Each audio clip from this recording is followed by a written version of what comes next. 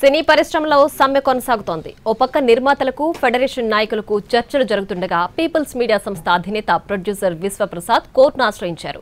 కార్మికుల సమ్మె విషయంలో ఫెడరేషన్ నాయకులపై ఐపీసీ 366 సెక్షన్ కింద నాంపల్లి సివిల్ కోర్టులో కేసు వేశారు. ఫెడరేషన్ నాయకుల తీరుపై అభ్యంతరం వ్యక్తం చేస్తూ కేసు వేశారు. పీపుల్స్ మీడియా నోటీసులు పంపడంపై ఫిల్మ్ ఫెడరేషన్ సెక్రటరీ అమ్మిరాజు స్పందించారు. నిర్మాతలతో చర్చలు చక్కగా జరిగాయని, వాళ్ళు అడిగిన దానికి తాము ఒప్పుకున్నామని తెలిపారు. ప్రొడ్యూసర్లు తమ డిమాండ్లను పరిశీలిస్తున్నారని పేర్కొన్నారు. ఈ తరుణంలో తమకు వ్యక్తిగతంగా నోటీసులు పంపడం బాధాకరమని అన్నారు అమ్మిరాజు. దీనిపై కార్మికులందరూ ఆగ్రహంతో ఉన్నారని చెప్పుకొచ్చారు.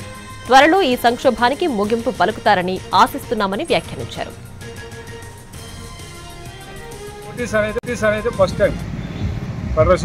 ఫస్ట్ నాకు వచ్చింది.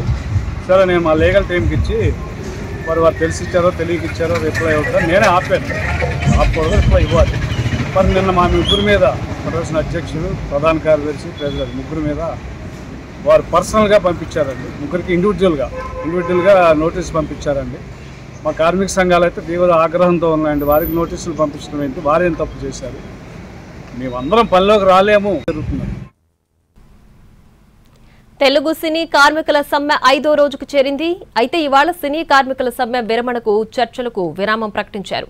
నిర్మాతలు, ఫిలిం ఛాంబర్, ఫెడరేషన్ సభ్యుల మధ్య చర్చలు రేపు మళ్లీ ప్రారంభం కానున్నాయి. నిన్న జరిగిన చర్చల్లో ఫెడరేషన్ సభ్యుల ముందు ప్రధానంగా 4 ప్రతిపాదనలుంచారు నిర్మాతలు. ఇందులో మొదటిది ఫ్లెక్సిబుల్ కాల్ షీట్లు. ఉదయం 6 గంటల నుంచి సాయంత్రం 6 గంటల వరకు, లేదా ఉదయం 9 గంటల నుంచి రాత్రి 9 గంటల వరకు ఫ్లెక్సిబుల్ కాల్ షీట్లు కావాలని డిమాండ్ చేశారు. రెండవది నిపుణులకు సంబంధించిన అంశం. సరైన నిపుణులు అందుబాటులో లేనప్పుడు నాన్ మెంబర్స్తో కూడా వర్క్ చేయించుకుంటామని అన్నారు. స్కిల్ ఆధారంగా ఇతర రాష్ట్రాల వారితో పని చేయించుకుంటామని ప్రతిపాదించారు. ఇక మూడవది, షూటింగ్ ఎక్కడ జరిగినా రేషియో అనేది ఉండకూడదని నిర్మాతలు కోరారు. సెకండ్ సండే, పండుగ సెలవులు, ప్రభుత్వం ప్రకటించిన సెలవు రోజుల్లో వర్క్కు మాత్రమే డబుల్ కాల్ షీట్గా పరిగణిస్తామని అన్నారు. మిగిలిన ఆదివారాల్లో సింగిల్ కాల్ షీట్గానే పరిగణిస్తామని తెలిపారు.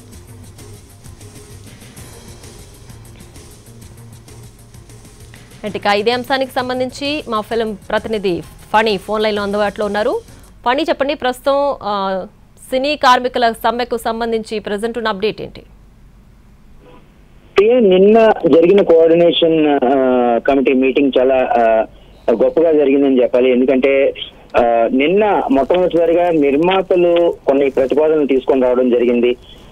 మనం చెప్పుకున్నట్టు రేషియో గురించి కానీ, ఫ్లెక్సిబుల్ కాల్ షీట్ల విధానంలో కానీ, అలాగే డబుల్ కాల్ షీట్ ఎప్పుడు ఇవ్వాలి అనేటువంటి అంశం కానీ, ఇందులో ప్రధానమైనటువంటి మూడిట్లని కూడా వాళ్ళు ఆమోదంగానే ఉన్నారు ఒక ఫెడరేషన్ నాయకులు.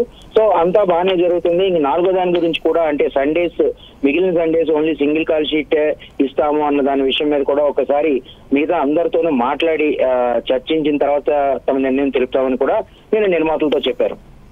సో ఈ 4గింటి మీద వాళ్ళ నిర్ణయం చెప్పిన తర్వాత ఈ వేతనాల పెంపు విషయం మీద కూడా చర్చిద్దామని చెప్పి నేను నిర్మాతలు చెప్పడం జరిగింది. అయితే ఈ రోజు ఈ చర్చలకి కొంచెం విరామం పలికారు. రేపు మధ్యాహ్నం నుంచి మళ్ళీ తిరిగి వీళ్ళిద్దరి మధ్య కూడా చర్చలు జరిగే అవకాశం మనకి కనబడతా ఉంది.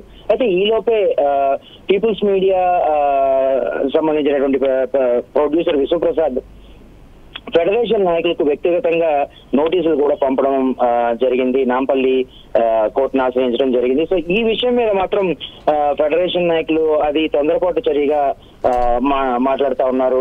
అలాగే కార్మికులందరూ కూడా వ్యక్తిగతంగా నోటీసులు పంపడం మీద ఆగ్రహంతో ఉన్నారు. అయినప్పటికీ కూడా మేము రేపు చర్చల్లోని పాల్గొని దీనికి ఒక పరిష్కారం అనేటువంటిది డెఫినెట్ గా మరొక కనుచూపు మేరలో, అంటే 2-3 రోజుల్లోనే ఈ పరిస్థితికి ముగింపు పలుకుతామని చెప్పేసి కూడా మనతో ఫెడరేషన్ సెక్రటరీ అమ్మిరాజ్ కూడా చెప్పడం జరిగింది. సో ఏ రకంగా చూసుకున్నట్లయితే కొంతమంది ఆల్రెడీ షూటింగ్స్ జరుగుతున్నప్పటికీ కూడా మాక్సిమం షూటింగ్స్ అయితే ప్రస్తుతానికి జరగట్లేదు. ప్రియా, ఇది ఈ విషయం మాత్రం రేపటితో ఒక కొలిక్కి వచ్చే అవకాశం కనబడుతుంది.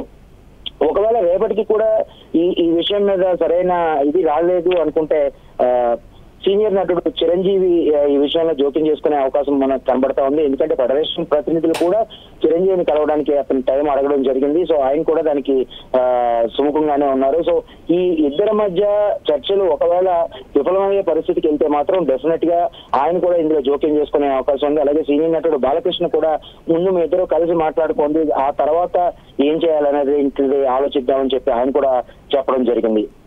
అలాగే వీళ్ళు ఇరు వర్గాలు కూడా లేబర్ కమిషనర్ ని పలుమార్లు కలవడం జరిగింది. సో ఈ వీటన్నిటి దృష్ట్యా చూసుకున్నట్లయితే అతి త్వరలోనే ఈ విషయం మీద ఒక క్లారిటీ వచ్చే అవకాశం కనబడుతుంది. అంటే 2-3 రోజుల్లోనే ఇంకా ఈ సమ్మె ముగిసే అవకాశం అయితే మనకి కనబడతా ఉంది. Priya. Right Phani, thanks for the updates.